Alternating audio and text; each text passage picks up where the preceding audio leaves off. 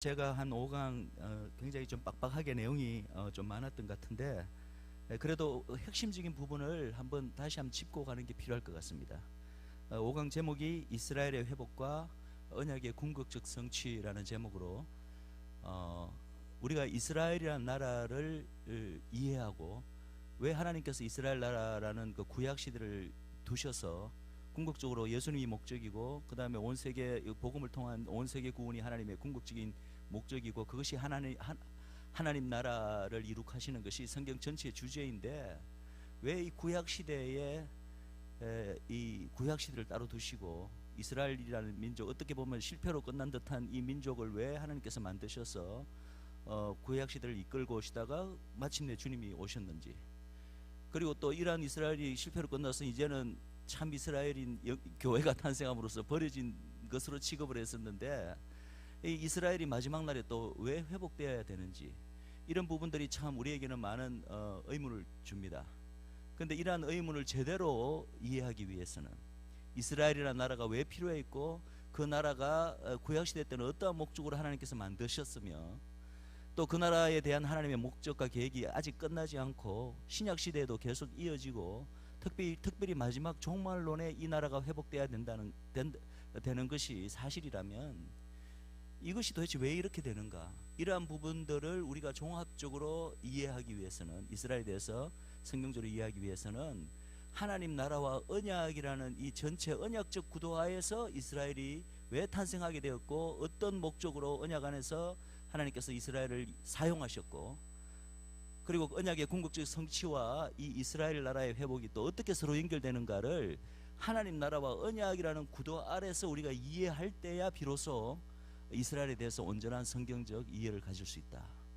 그래서 제가 이제 바로 이 주제로 이야기를 했고, 어제 이제 우리가 나눈 이야기가 바로 하나님의 특별 구속사의 가장 중요한 언약이 바로 아브라함의 언약인데, 이 아브라함의 언약을 아브라함과 그의 후손들을 통하여, 후손들과 하나님께서 그 언약을 맺으시고, 그때 벌써 이 장차 아직 태어나지는 않았지만 이스라엘 민족의 탄생이 벌써 아브라함의 언약 안에서 이미 약속되었고 예고되었고, 그리고 탄생한 그 아브라함의 후손들, 즉 이스라엘이 장차 어떠한 역할을 하게 될 것까지도 이미 아브라함의 언약 안에서 다 규정되었다는 얘기를 지난 시간에 했습니다.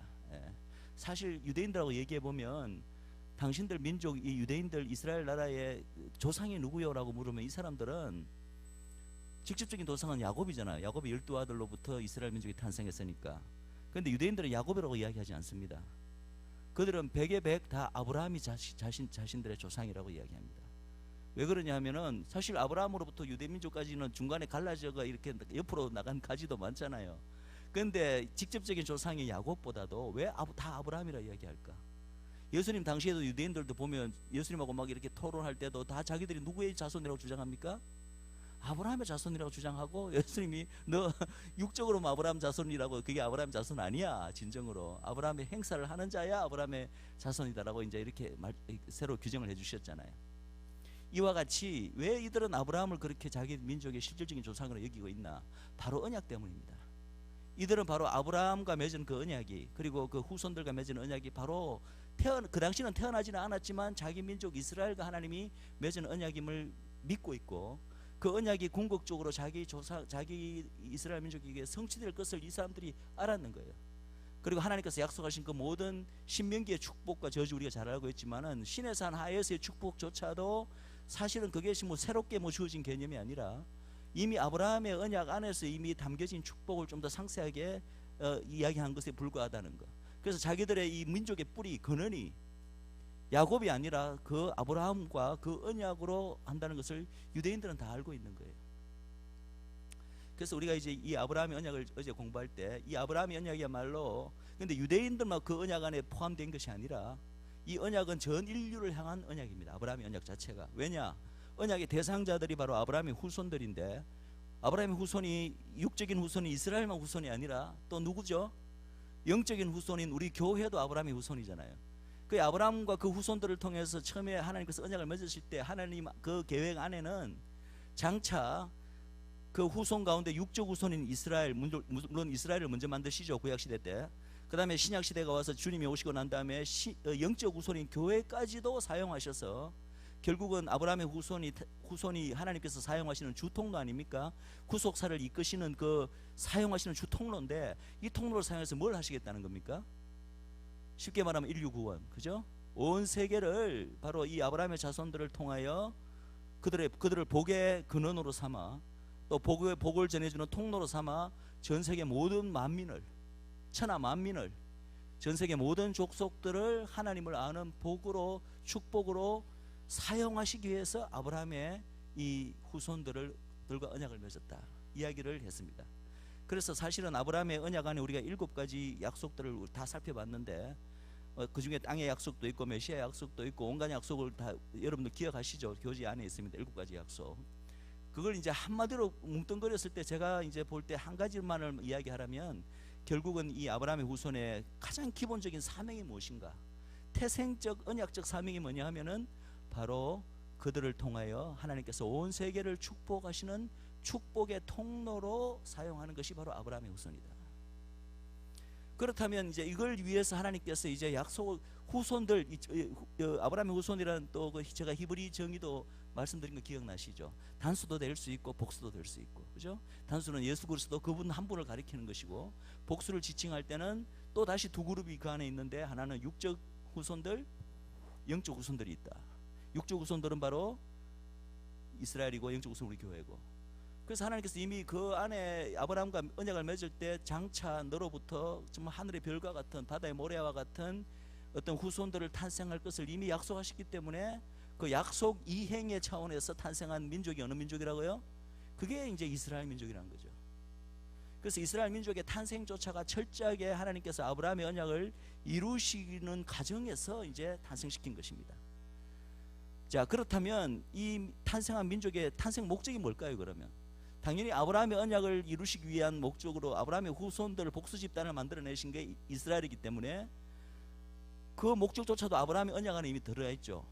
이 복수 집단을 통하여 온 세계 천하 만민이 모든 족속이 여호와를 아는 복을 받게 하겠다.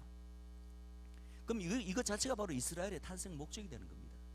그래서 구약시대 때 이스라엘 민족의 만약에 민족적 사명이라고 하면, 그것은 바로 아브라함의 언약의 그 목적이 바로 이스라엘 민족의 탄생 목적이에요.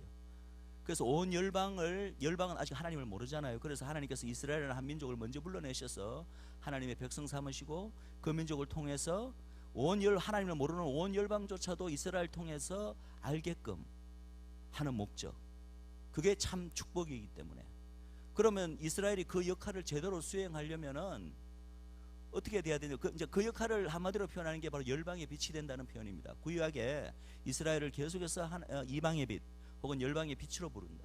그 빛은 당연히 여호와의 빛이죠. 그런데 이 열방의 빛이 되기 위해서는, 열방의 축복이 이스라엘이 열방의 축복이 되기 위해서는 한 가지 조건이 있다는 거죠. 그 조건이 뭐냐 하면은 이스라엘 민족이 진정으로 아브라함의 후손다운 후손이 돼야, 자기들이 먼저 하나님을 잘 섬기는 모델 국가가 돼야, 하나님을 경외하는 민족이 돼야 열방의 축복이 되는 거 아닙니까? 근데 출애굽에서 일단은 약속을 지키기 위해서 한 민족을 노예 상태에서 끌어내셨는데, 이 민족이 아직까지 쉽게 말해서 오합지졸이야.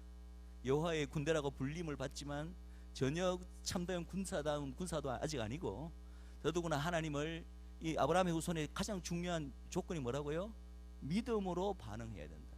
단순한 믿음이 아니라 그 믿음은 관념적이고 개념적이고 지식적인 믿음이 아니라, 제가 어제 강의한 기억 안 나시죠? 성경적 정의에는 아브라함이 보인 그 믿음의 자취, 발자취를 좇는 자들이야말로 참다운 아브라함의 후손이다. 그럼 아브라함이 보인 믿음의 자취라는 게 단순히 개념적이고 관념적인 믿음이 아니잖아요. 우리가 아브라함의 삶 전체가 바로 그런, 우리에게 믿음이라는 것이 무엇인가를 우리에게 가르쳐 주기 위한 목적으로 성경에 주어졌다고 제가 말씀을 드렸습니다.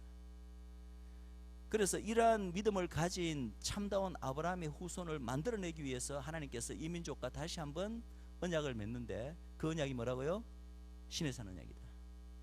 그래서 너희들이 참 하나님을 믿는 하나님의 백성다운 이름을 가지려면, 그냥 하나님의 은혜로 그냥 출애굽은 했지만 그것만으로 하나님의 백성이 자동적으로 되는 게 아니라, 정말 하나님에게 믿음으로 반응하는 민족이 돼야 되는데, 그것은 바로 하나님이 주시는 계명에 대해서 하나님의 명령에 대해서 온전히 순종함으로 반응하는 민족만이 참다운 하나님의 백성이고 아브라함의 후손이 된다. 그래서 실질적인 아브라함의 후손을 만들어내기 위한 과정에서 필연적으로 신의 산 언약이 주어지게 됩니다. 근데 중요한 여기서 하나 이제 또 우리가 봐야 되는 것은, 이제 이스라엘 민족은 그 계명을 다 지킬 수 있다고 생각해서 하나님과 언약을 맺을 때 우리가 그 계명을 다 지키겠습니다라고 외칩니다. 민족적으로. 여호수아 때도 모세 때도 그래 외쳤고, 가나안 정복 전쟁이 끝나고 난 다음에 여호수아 앞에서도 또 그렇게 외칩니다. 그러나 하나님께서는 벌써 신명기나 곳곳에 뭐라고 말씀하십니까? 너희들이 내가 지금은 다 지키겠다고 이야기하지만 너희들이 결국은 못 지키게 될 것이다. 그 언약이 파해질 것이다라고 미리 예고를 하실 뿐만 아니라, 또 나중에 우리가 이제 후기 선지서들을 보면은 하나님께서 너희들이 내 언약을 파했다고 딱 이렇게 선포를 하십니다. 그러나 언약을 파했으면 언약 파기의 대가가 뭐죠? 모든 언약은 피의 언약이기 때문에 죽음이고 멸절입니다. 그럼에도 불구하고 이스라엘은 멸절되지 않았을 뿐만 아니라 그 신의 산 언약을 파기했음에도 불구하고 이제 우리가 오늘 공부하게 될 새 언약을 주겠다고 하나님께서 약속을 하십니다. 그럼 이게 왜 그렇게 되는 것인가? 바로 그것의 가장 근본되는 파운데이션이 되는 아브라함의 언약, 이 언약이 이스라엘과 하나님께서 영원히 맺은 언약이기 때문에 그렇습니다. 일방적인 언약, 무조건적인 언약이 그렇게 됐습니다. 일방적이고 무조건이란 말은 이스라엘 쪽에서 어떻게 그것에서 지키든 안 지키든 뭐 불신앙으로 반응하든 어떻게 하든 하나님께서는 그 언약을 깨지 않으시겠다는 거예요. 그래서 결국은 아브라함의 언약을 이루기 위해서 신의 산 언약을 파한 이스라엘을 멸절하지 않으시고 여전히 하나님의 언약 백성으로 여기시고 하나님과의 언약 관계를 계속해서 나가시기 위해서 이제는 신의 산 언약을 일종으로 대체하는 새 언약을 주시겠다고 이스라엘 민족에게 이제 약속하십니다. 그걸 이제 오늘 곧 보겠습니다. 마지막으로 어제 이제 제가 하나 제기한 그 질문을 기억하시기 바랍니다. 제가 어떤 질문을 제기했냐면은, 자, 그렇다면 이스라엘이 어차피 이 신의 산 언약을 못 지킬 것을 하나님께서 미리 아셨다면 왜 그러면 지키라고 명령을 하셨고, 예? 또 구약시대 때 이런 오랜 기간의 실패 기간을 왜 두셨나? 그거는 이제 어제 기억나시죠? 바로 하나님의 구속사 전체 과정에서 이런 과정이 반드시 필요했다. 우리 인류에게 하나님께서 무엇을 보여주시고 무엇을 증명해 보시기를 원하시냐면, 하나님께서는 미리 다 아셨지만 메시아가 없이는 너희들이 결코 거룩한 나의 계명을 지킬 수가 없다. 너희들이 다 아담의 후손으로서 죄인인데, 본인들은 죄인, 사실 제가 유대인들하고 이야기해 보니까 이 원죄 개념이 없다고는 할 수 없지만은 원래적인 이 랍비교 유대교에서는 원죄 개념이 굉장히 약해요. 사실은 원죄를 인정하지 않는 것이 초대교회에도 여러 가지 이단 쪽 어떤 지류에서 원죄 개념을 인정하지 않는 그런 펠리기우스인가 뭐 하여튼 그쪽 학파가 그랬지만은 의외로 유대인들도 원죄 개념이 굉장히 약해요. 약하기 때문에 이들은 그냥 하나님의 거룩한 계명이 주어졌을 때 자기들의 최선의 노력으로 최고의 어떠한 그 의도로 정말 잘 지킬 수 있다고 아마 믿었던 것 같아요. 그런데 하나님은 아시잖아요. 우리가 그리스도를 통하여서 우리의 이 총체적 이 존재가 뿌리부터 바뀌지 않는 이상, 우리는 철저히 타락한 죄인이 되어버리기 때문에 우리의 이 속사람이 완전히 뒤집어지지 않는 이상은 거룩한 하나님의 요구를 절대 지킬 수 없다는 걸 하나님은 아시는데, 요는 이스라엘 백성은 그걸 모르고 있다는 거예요. 이스라엘 백성만 모를 뿐만 아니라 온 인류가 사실은 모르고 있죠. 그래서 철저하게 이 이스라엘 민족의 실패하는 이 구약 기간을 통해서 하나님께서는 이스라엘 민족은 온 열방을 대표하는 또 제사장이고 장자이기 때문에 사실은 어떤 그 본보기로 하나의 그 이그젬플로 온 열방과 온 세계와 온 인류에게 이스라엘은 뭐를 보여줬냐 하면은, 아무리 하나님을 경외하고 싶어도 하나님의 계명을 지키고 싶어도 우리 인간의 이 죄된 이 본성 자체가 치유되지 않고는, 우리의 속사람 자체가 뒤집어지지 않고는 결코 가능하지 않다.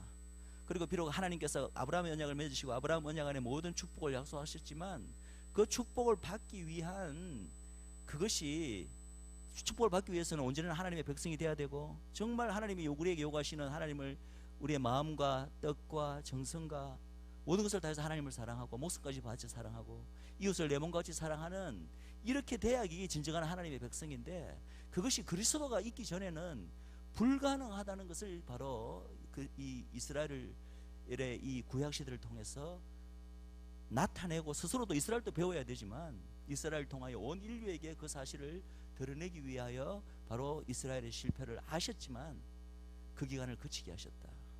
그런 의미에서 이스라엘은 본보기로 전 인류를 대표해서 하나님 앞에 그 사실을 데몬스트레이션, 프루프하는데 하나의 어떤 의미에서 수단으로, 그죠? 하나님이 사용하시는 수단으로 사용되신 거죠. 그리고 그것이 마침내 이제 그 기간이 끝났을 때 하나님이 태초 전부터 정하신 때에 이제 바로 예수 그리스도께서 이제 새 언약을 가지고 오신 것입니다.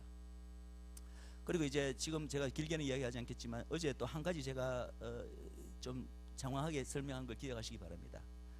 이 신의 산 언약이 아브라함의 언약을 이루기 위해서 그 하에서 맺어진 것이 사실인데, 그런데 어떻게 보면 신의 산 언약은 또 조건부 언약이에요. 그러면 거기 있는 조건과 무조건적인 이 아브라함의 언약이 서로 충돌하지 않느냐라는 문제를 제게 제기했는 거 기억하시죠? 그것에 대해서 사실은 이 조건의 의미를 제가 또 말씀드렸습니다. 그래서 이 아브라함의 언약과 신의 산 언약은 결코 서로 간에 상충되거나 모순되지 않는다. 그런 부분을 제가 또 설명을 했습니다. 자, 그렇다면 이제 오늘 새 언약을 한번 보도록 하겠습니다. 우리 교재를 잠깐 봐주시기 바랍니다. 교재 이제 3 신의 산 언약.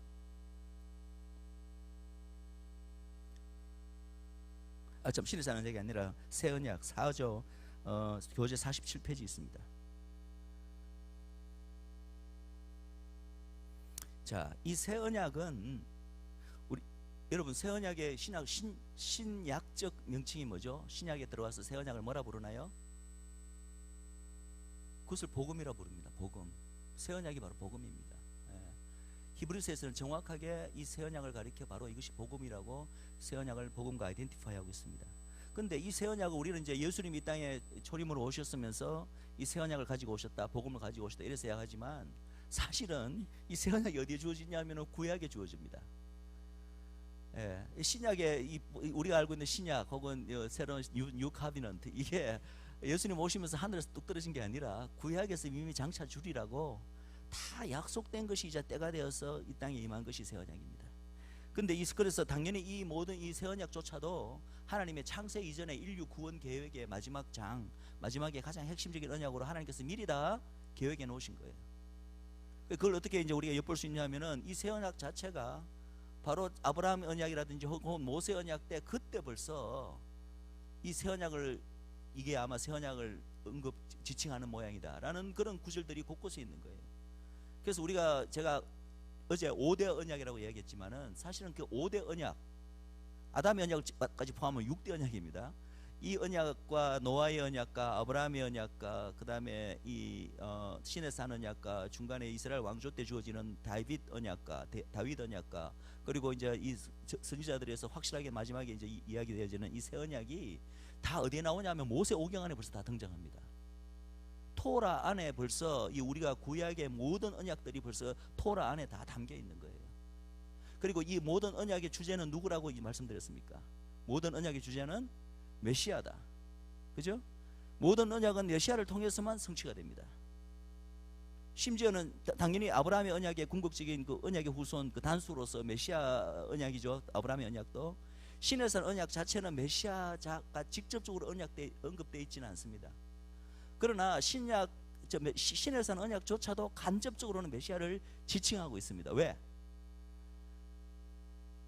신의 산 언약의 실패가 결국은 누구를 가리키게 한다고요? 메시아만이 이것을 지킬 수 있게 한다.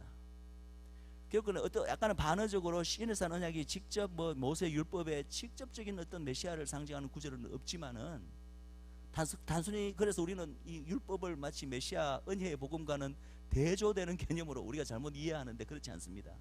직접적으로 메시아를 가리키는 그런 구절은 없지만은, 그러나 신의 산 언약 자체가 결국은 메시아가 없이는 우리가 이 하나님의 거룩한 이 법의 율법의 요구를 지킬 수 없다는 존재를 깨닫게 해줌으로써 신의 산 언약도 결국은 누구를 가리킨다고요?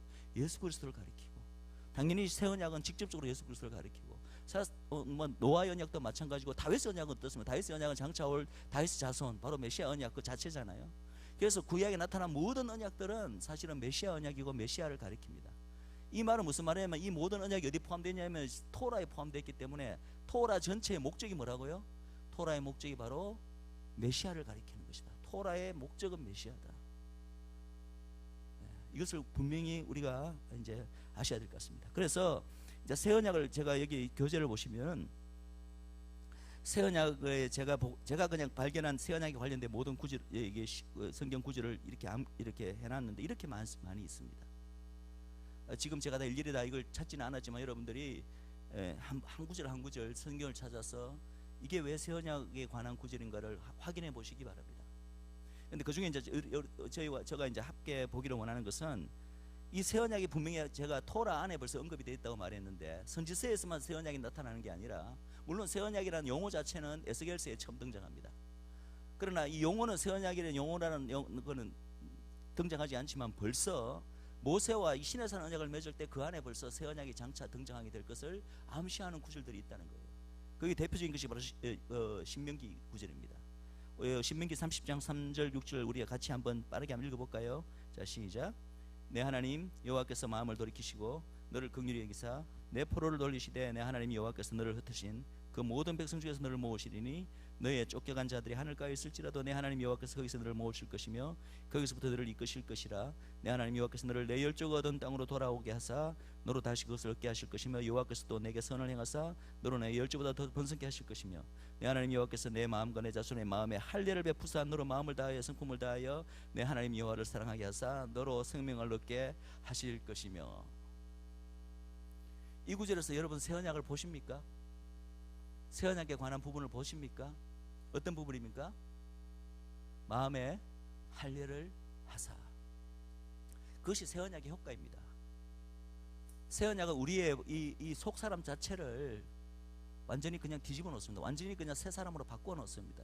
그래서 성경적 표현이 마음의 할례를 행한 것입니다. 하나님이 거룩한 하나님의 백성들에 대한 요구는 창조 때부터 오직 이거 하나였습니다. 하나님 내 하나님을 마음을 다하여 성품을 다하여 내 하나님 여호와를 사랑하라. 하나를 다한다면 이웃을 내 몸같이 사랑하라. 이 양대 계명이야말로 인간을 창조할 때부터 인간에게 주어진 하나님의 양대 계명이자 당연히 하나님의 백성으로서는 이 두 계명을 지킬 수 있는 자라야 하나님이 백성이 됩니다. 사실은 시내산 언약도 마찬가지죠. 시내산 언약에 수많은 그냥 우리가 행위적인 율법을 준 것 같지만 그 신명기 말씀을 보면은 이게 다 이 하나님 사랑과 이웃 사랑이 이것이 모세 율법 안에 이미 들어가 있는 거예요. 그런데 요 두 가지는 속 빼버리고 행위적인 율법만 지킨 사람들이 누굽니까? 그게 예수님 올 당시에 유대인들 아닙니까? 그러니까 유대인들이 율법을 제대로 지킴으로써 구원을 못 얻는다는 게 아니라 율법을 못 지켰기 때문에 구원을 못 얻는 거예요.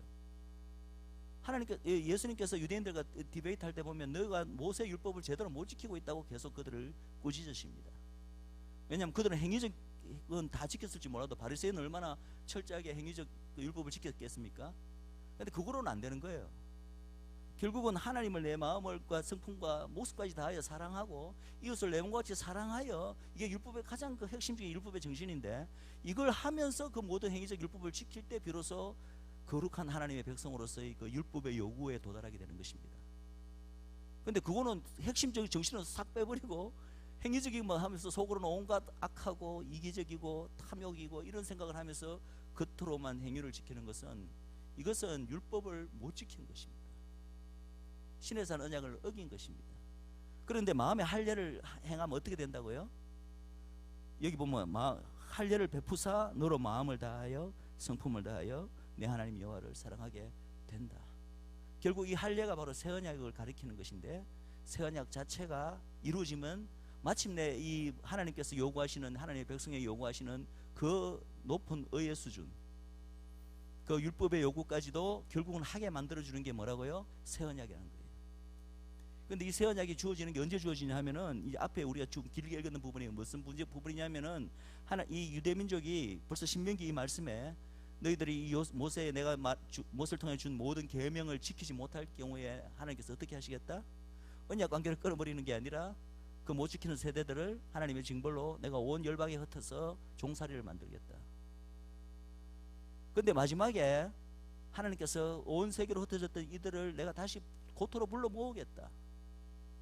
고토로 불러 모아서 마침내 너희들 마음에 할례를 베푸겠다.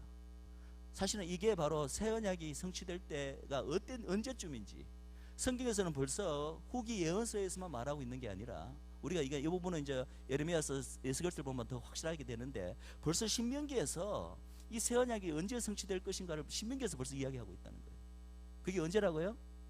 제가 말하는 이 새 언약이 유대인들 지금 이스라엘 민족에게 성취되는 그 때를 말하는 것입니다. 우리 지금 열방에 대해서는 제가 그건 또 다른 얘기고 이 유대인들에게 적어도 이스라엘 민족에게는 이 새 언약이 언제 성취된다고 이야기하고 있어요. 여기서 다 고토로 귀환하고 난 다음에 새 언약이 성취된다는 거예요. 그래서 토라에서 벌써 새 언약이 이렇게 이야기하고 있고 우리가 새 언약에 관한 가장 대표적인 구절은 사실은 이제 그다음 데 보세요.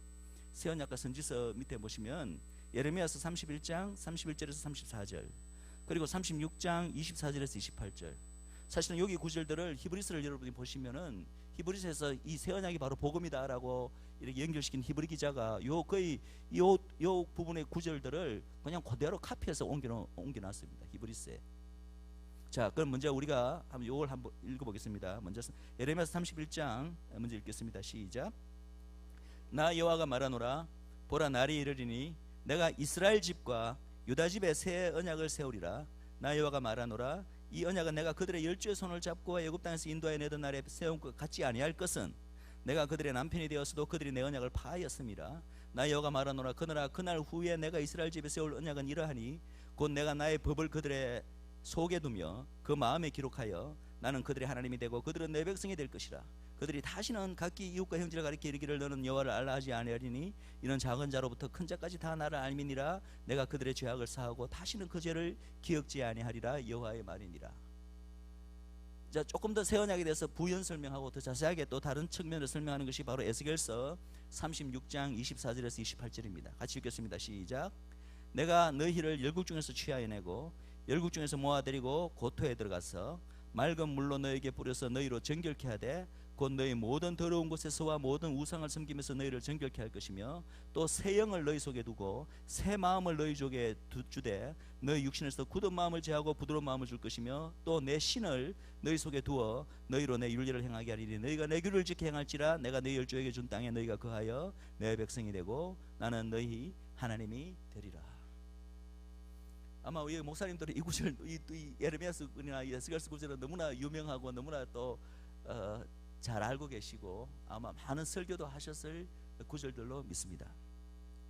자, 그 밑에 새 언약의 언약 이해로 해서 우리가 이제 이런 금방 읽었던 신명기 혹은 예레미야서 이 에스겔서 말씀을 기반으로 이게 다 새 언약에 관한 것인데 한번 포인트별로 한번 다시 한번 이 부분을 한번 살펴보기를 원합니다.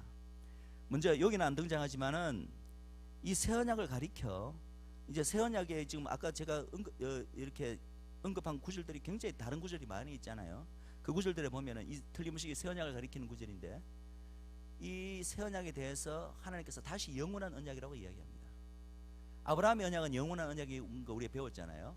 근데 재밌게도 신의 산 언약에 대해서는 어디를 봐도 영원한 언약이라는 표현이 안 나옵니다. 성경에. 왜?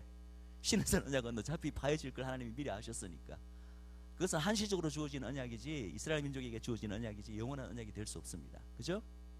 그러나 다시 그 신의 산 언약을 파한 이스라엘에게 주어질 이 영원한 이 새 언약에 대해서는 하나님께서 다시 영원한 언약이라고 일컬으십니다. 자, 이사야서 61장 7, 8절 읽겠습니다. 시작.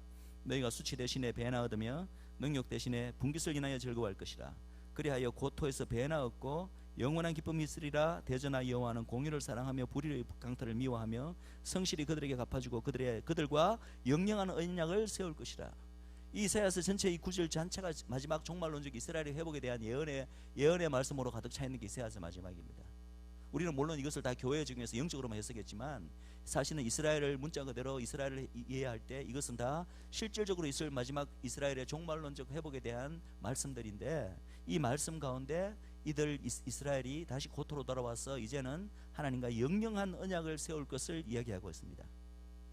그리고 재밌게 제가 이제 성경 말씀을 쭉 보다 보니까 우리가 지금까지 공부한 이 언약 3대 언약 있잖아요. 어제 오늘 통해서 아브라함의 언약과 신의 산 언약과 지금 새 언약, 그죠? 이 새 언약이 성경 한 구절 말씀에 다 언급되어 있는 구절이 아주 재미있는 구절을 제가 찾았습니다. 그게 뭐냐 하면은 에스겔서 16장 59절에서 60절입니다. 우리 그 밑에 한번 읽어볼까요? 자, 시작. 나 주 여호와가 말하노라. 내가 맹세를 멸시하여 언약을 배반하였은즉 내가 내 행한 대로 내게 행하리라. 그러나 내가 너희 어렸을 때에 너와 세운 언약을 기억하고 너와 영원한 언약을 세우리라. 다 그냥 언약만 나오지만 문맥상으로 읽어보면 이게 각각의 언약이 다 다른 언약을 가리키는 것을 여러분들이 아실 것입니다. 제가 갈로 옆에다가 적어놨습니다. 내가 이스라엘이 맹세를 멸시하여 내 언약을 배반하였다. 그들이 배반한 언약이 뭡니까? 파한 언약이 시내산 언약입니다. 그러나 시내산 언약을 파한 이스라엘을 멸하지 않으시고, 언약 파기의 대가로 멸하지 않으시고 다시 그들에게 영영한 언약을 세우는 게 새 언약인데, 그 새 언약을 세우시는 그 근거가 뭐라고요? 바로 하나님께서 뭘 기억하셔서 이 민족과 세운, 이 민족이 어렸을 때라 하면 바로 아브라함, 그때 거슬러 올라가는 거예요. 그때 세운 그 영영한 언약, 아브라함의 언약을 기억하여 결국은 그것을 이루시기 위해서 새 언약을 이들에게 주시는 것입니다. 그래서 다 그냥 읽으면 언약이지만 이것이 각각 다른 언약을 의미하는 것을 여러분들이 이 한 구절에서도 다 발견할 수 있으리라고 봅니다. 자, 그렇다면 우리가 이제 새 언약을 조금 더 분해해서 한번 이해해 봅시다. 그 위에 이제 예레미야서하고 에스겔서 말씀을 한번 우리가 이미 읽었지만 그것을 염두에 두시고 이 제가 묻는 이 퀘스천에 한번 대답해 보시기 바랍니다. 자, 첫 번째 질문이 뭐냐 하면은 이 새 언약이 누구에게 먼저 첫 번째 직접적으로 약속되었는가? 그 위에 뭐라고 이야기합니까? 예레미야서 31장 31절 첫 절에 보라, 날이 이르리니 내가 이스라엘 집과 유다 집에 새 언약을 세우리라. 새 언약이 누구에게 약속됐습니까? 이스라엘 집과 유다 집에 약속되었어요. 이 새 언약이 성경이 직접 언급하는 이 대상은 이스라엘 집과 유다 집, 즉 이스라엘 민족에게 먼저 약속된 거예요. 왜냐하면 그들에게 먼저 시내산 언약이 주어졌는데 그들이 그것을 파했기 때문에 그것을 대체할 언약으로서 새 언약이 약속됩니다. 우리는 사실은 옛날에 이제 저 역시 이스라엘을 모를 때는 이 구절을 읽으면서 하나도 이것이 이스라엘 민족에게 주어진 언약이라는 개념이 없었어요. 비록 이스라엘 집과 유다 집이라는 말이 등장하지만 그냥 자동적으로 이스라엘과 유다는 우리 교회가 이스라엘이고 우리 교회가 또 유다고, 그죠? 그렇게 항상 영적으로만 해석해서 우리에게만 적용했기 때문에. 그러나 이것은 분명하게 이스라엘 민족에게 먼저 약속된 것입니다. 놀랍게도 보세요. 결국 그 약속의 성취로 예수님께서 약속된 새 언약을 가지고 약속된 그 집에 먼저 오셨습니다. 이스라엘 집에 먼저 오신 사건이 예수님의 조림 사건이에요. 하나님이 신실하게 그분의 약속을 지키십니다. 그 민족에게 한 약속. 그럼 우리 결국은 이 복음이, 이 새 언약이 이스라엘 민족에게 먼저 약속되었음에도 불구하고 누구에게도 왔습니까? 우리 온 열방에도 왔잖아요. 그럼 이것이야말로 하나님의 은혜예요. 본래 약속을 하시고 약속을 신실하게 지키는 것은 은혜의 차원은 아닙니다. 그죠? 그것은 그냥 신실하실 뿐이지. 약속을 했기 때문에 약속을 지키는 거죠. 이스라엘 민족에게는 약속을 했기 때문에 약속대로 언약을 가지고 오신 거예요, 예수님께서. 그죠? 물론 첫 언약을 파했음에도 멸하지 않은 데서 하나님의 은혜를 이야기할 수 있지만 어쨌든 새 언약은 이스라엘 민족에게는 분명하게 성경에 약속되었다는 거예요. 그럼 약속을 신실하게 지키는 차원에서 이스라엘 민족에게는 새 언약이 먼저 온 거예요. 그 수로보니게 여인 때도 그 왜 내 자녀의 상에서 떡을 취해서 개들에게 지금 던져줄 때가 아니라는 얘기예요. 아직까지는. 왜냐하면 먼저 약속한 게 자녀들에게 떡을 가져다 주기로 약속을 했기 때문에 그 떡이 누구에게 먼저 먹여줘야 됩니까? 자녀들한테 먼저 먹여줘야 되는 거예요. 그건 당연한 거예요. 근데 놀랍게도 우리는 약속은 받지 않았어요. 열방하고 하나님께서 무슨 언약을 맺은 적이 있습니까? 약속한 적이 있습니까? 물론 이제 아브라함 언약까지 거슬러 올라가면 영적으로 우리가 나중에 이제 아브라함이 우수했는 걸 하지만은 직접적인 언약의 대상은 우리는 아니었습니다.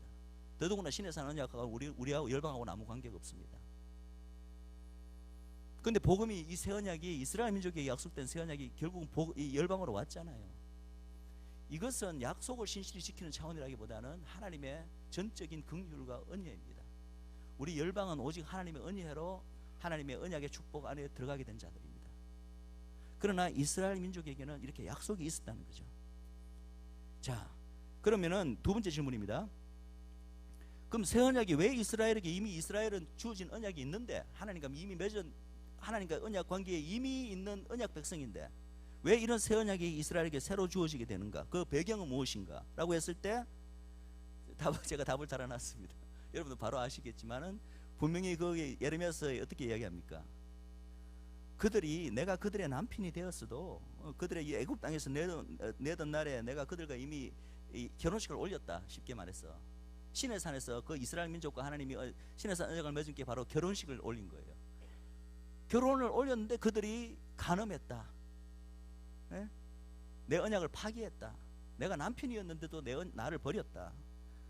그렇기 때문에 이 새 언약이 그 파기된 언약, 이미 언약이 파기되어 버렸기 때문에, 근데 그럼에도 불구하고 완전히 내치지 않고 이 이스라엘과 하나님께서 언약 관계를 계속 이어나가게 하기 위해서는 또 다른 언약이 필요한 거잖아요. 그게 바로 새 언약이라는 거예요. 자, 그렇다면 그 밑에 질문은 물론 이제 연관된 질문이지만 첫 언약을 파했음에도 이스라엘이 언약 파기의 대가로 진멸되지 않고 새로운 언약이 주어지는 이유는, 이거 제가 여러 번 이야기했습니다. 바로 이 파한 그 첫 언약이, 신의 산 언약이 바로 영원하고 일방적이고 무조건적인 아브라함의 언약 하에 있기 때문에, 그러므로 이스라엘이 멸절되지 않고 새 언약이 주어진다. 자, 새 언약이 성취로 어떠한 변화가 오는가, 어떠한 결과가 이루어지는가. 만약에 새 언약이 성취되었다고 했을 때 그럼 어떠한 변화가 오는가에 대해서 여기에 이제 우리가 그 위에 예레미야서하고 에스겔서 말씀을 종합해 보면은 보세요. 일단은 하나님의 법이라는 측면에서 한번 생각해 봅시다. 여기서 보면은 예레미야서에서 내가 세울 이 새 언약은 애굽 땅에서 인도하여 낼 때 세운 그 신의 산 언약과 같지 아니할 것은, 같지 아니한다면 다르단 말이잖아요, 그죠? 다른 점을 뭐라고 여기서 이야기합니까? 예레미야서 보십시오. 다른 점은, 그죠? 그 밑에 보면은 그날 후에 내가 이스라엘 집에 세울 언약은 이러하니, 즉 새 언약이죠. 곧 내가 나의 법을 그들의 속에 두며 그 마음에 기록하겠다. 이게 여기서 언급하는 차이입니다. 하나님의 법이 첫 언약 때는 어디 세워졌죠? 돌판. 새 언약이 오면은 그게 어디 새겨진다고요? 마음에. 즉 법이 새겨지는 장소만 달라지는 거예요. 근데 그 결과는 엄청난 차이를 둡니다. 자, 이 하나님의 법이 돌판에 있을 때는 어떻겠습니까? 이 이스라엘 백성들은 죄인이요, 여전히. 그들의 속사람 마음은 여전히 죄로 가득 차 있습니다. 조금도 변화되지 않습니다. 그러나 거룩한 하나님의 요구는 돌판에 새겨져 있습니다. 그것을 지키라고 하나님이 명하십니다. 자기들은 지킬 수 있다고 믿고 열심히 지키려고 해봅니다. 됐나요? 안 되죠. 법의 요구가 밖에 돌판에 있을 때는, 이 죄의 문제가 해결되지 않을 때는 어떤 노력을 기울여도 하나님의 그 거룩한 법의 요구를 달성해낼 수가 없습니다. 그것이 바로 이스라엘 민족 전체의 구약의 역사로 증명된 거잖아요. 근데 새 언약이 오면 어떤 일이 생기냐면 이게 하나님의 법의 요구가 어디 새겨집니까? 마음판에 생긴다면 우리 마음판이 이제는 완전히 totally transformation, 바뀌는 거예요. 우리 속 사람이 완전히 바뀌는 거예요. 법의 요구가 이제 마음에 새겨졌기 때문에 누가 굳이 억지로 법을 지키라고, 마음은 지키고 싶지 않은데 하나님의 그 그냥 명령으로 억지로 지키라고 하는 그래서 그게 억지로 지키려고 막 죄의 어떤 욕구가 막 투쟁하면서 억지로 지키려고, 그러나 제대로 안 되는 이런 게 아니고, 이제는 하나님의 법이 내 마음에 새겨지면 어떻게 됩니까? 그 법을 기뻐하게 됩니다. 즐거워하게 됩니다. 저절로 하나님의 법을 지키고 싶어지는 거예요. 이렇게 되게 만들어주겠다는 거예요. 이것이 새 언약의 효과입니다. 여러분, 법이 여기 바뀌었다고 나와 있습니까 혹시? 한번 보세요. 새 언약이 왔을 때 달라지는 것은 그 법이 어디에 적혀있는가만 달라진 거예요. 법이 달라졌다는 표현이 있습니까 없습니까? 없잖아요. 하나님의 거룩하신 하나님의 백성에 대한 요구는 똑같습니다. 신약 때나 구약 때나 차이가 없습니다. 단지 달라지는 것은 그 법이 어디 새겨지느냐. 법은 바뀌지 않는다는 거예요. 그래서 이 하나님의 법이 마음에 새겨지는 것을 아까 신명기에서는 마음의 할례라고 부릅니다. 그럼 결과가 어떻게 되냐 하면은, 그뿐만 아니라 이제 이렇게 되었을 때 또 여러 가지 그 다른 또 차이점이 뭐냐면은 에스겔서 36장에 되어 있습니다. 우리의 죄가 정결케 됩니다. 그래서 맑은 물이 우리에게 뿌려져서 새 언약이 우리에게 임하게 되면 모든 더러운 것과 모든 우상 섬기면서 정결케 되고 새 영을 너희 속에 두게 되고 우리 안에 새로운 영이 창조됩니다. 그죠? 이걸 뭐 우리가 뭐 중생이라고 이야기하나요? 본어게인이라고 표현하나요? 그 다음에 또 어떻게 되죠? 새 마음을 너에게 new heart, 우리에게 new heart가 생깁니다. 새 언약이 우리에게 성취되면 또 우리의 육신에서 굳은 마음이 제하여지고 부드러운 마음이 또 생기고 또 내 신을 너희 속에 두겠다. 이게 뭡니까? 성령님의 임재, 그죠? 내주하심. 그러니까 보세요. 이 새 언약에 관한 예레미야서와 에스겔서 말씀을 딱 보니까 이 새 언약이 우리가 이해하는 뭡니까? 우리가 이미 알고 있는 복음이잖아요. 우리가 예수 믿고 복음을 받고 변화되었을 때, 예수님을 영접했을 때 우리에게 일어나는 이 모든 변화가 벌써 예레미야서와 에스겔서에 언급이 되어 있습니다. 그 새 언약이 바로 이것만 봐도 복음이고, 실제로 히브리서 기자는 정확하게 이 새 언약이 바로 신약의 복음이라고 그것을 아이덴티파이하고 있습니다. 그래서 이 새 언약이 임하게 되면은 우리의 이 속 사람 자체가 트랜스포메이션 되고 새 마음이 생기고 새 영을 받게 되고 하나님의 신이 우리 안에서 이제 들어오셔서 우리 안에 내주하시고 우리를 돕기 때문에 이제는 진정으로 토라의 정신, 모세의 율법의 진정한 정신, 최종 요구, 그게 뭐죠? 하나님을 마음을 다하고 성품을 다하고 힘을 다하여 사랑하는 것이 마침내 가능하게 되는 것이 새 언약이 성취돼야 그것이 가능한 거예요. 이것은 본래부터 이랬는데 하나님께서 이걸 미리 하셨음에도 불구하고 이런 새 언약이 오기 전에, 그죠? 이러한 새 마음이 생기기 전에 이스라엘 백성에게 너 마음을 다하고 성품을 다하고 힘을 다해 날 사랑해 라고 요구를 하신 거예요. 당연히 이스라엘 백성은 그 요구를 못 지키고 그냥 자기들이 최선으로 할 수 있었던 것은 그냥 행위적으로나 그 율법을 지키는 수준으로 지켰던 것입니다. 그래서 결국은 아브라함의 그 언약에서 궁극적으로 원하는 이 아브라함의 후손다운 참다운 믿음을 가진 아브라함의 백성 만드는 것. 그래서 이 백성을 통하여 온 세계에 하나님을 모르는 열방들을 축복의 통로로 사용하겠다는 것. 심지어는 이스라엘 민족이 탄생하고 신의 산 언약을 통해서 너희가 정말 하나님을 경외하고 하나님을 두려워하는 그런 정말 거룩한 하나님의 백성으로 되라. 나를 마음과 뜻과 정성을 다해서 나를 사랑하라고 하나님 요구하실 때부터 이미 제가 그 불가능한 요구라고 말씀드렸지만 그것이 지향하는 아브라함의 언약이 지향하는, 그리고 심지어 신의 산 언약도 궁극적으로 지향하는 것이 언제대가 이게 완성되는 겁니까? 결국은 새 언약이 주어져야, 새 언약이 이스라엘 민족에게 주어져야 이것이 마침내 가능하게 되는 거예요. 새 언약이 주어진다는 말은 다른 말로 그리스도가 와야, 그리스도의 십자가 사역이 있어야 비로소 이것이 성취된다는 것입니다. 그래서 새 언약이 성취될 때만 비로소 이 하나님의 모든 계명을 즐거워하고 그 요구가, 법의 요구가 마음에 새겨지기 때문에 하나님을 진정으로 마음을 다하고 성품을 다하여 사랑하게 되는 것. 이것을 혹자는 토라의 내면화라고 부르더라고요. 토라가 그냥 바깥에 어떤 종이에 적힌 글 요구가 아니라, 그냥 돌판에 새겨진 하나님의 법의 요구가 아니라 이 토라의 하나님의 율법에 대한 요구가 내 마음판에 새겨져 버리는 거예요. 그러면 그것을 저절로 기뻐하고 자원해서 하나님을 즐겁게 기쁘시게 해드리고 싶고 이렇게 되는 거죠. 토라의 내면화, 토라의 참 정신과 일치된 삶을 살게 된다. 이러한 의미로 예수님께서 마태복음 5장 17절에 이런 말씀하십니다. 읽어볼까요? 시작. 내가 율법이나 선지자나 폐하러 온 줄로 생각하지 말라. 폐하려 온 것이 아니라 완전케 하려 함이노라. 요 말씀이 약간은 좀 뉘앙스가 약간 제가 보기에는 좀 잘못된 부분이 있습니다. 우리 이 말씀 잘 알고 있는 말씀이잖아요. 여기서 보세요. 내가 율법이나 선지자나 폐하러 온 줄로 생각하지 말고 폐하러 온 것이 아니라 완전케 한다. 완전케 한다는 말은 우리 한국말의 뉘앙스는 어떤 뉘앙스냐 하면은 뭔가 불완전한 것이 있었어. 뭔가 결함이 있는 것이 있었어. 불완전하고 결함이 있는 것이 있었는데 그것을 내가 고치러 왔다. 이런 뉘앙스로 여러분들이 이게 받아들이잖아요. 그런데 원래 헬라어 표현이나 또는 영어에서는 이것을 다르게 번역을 해요. 모든 영어 성경에서는 이것을 완전케 한다는 영어를 fulfill이라는 용어를 썼습니다. fulfill이라는 용어는 뭐 불완전하고 결함이 있는 것을 완전한 거로 고친다는 의미가 아니에요.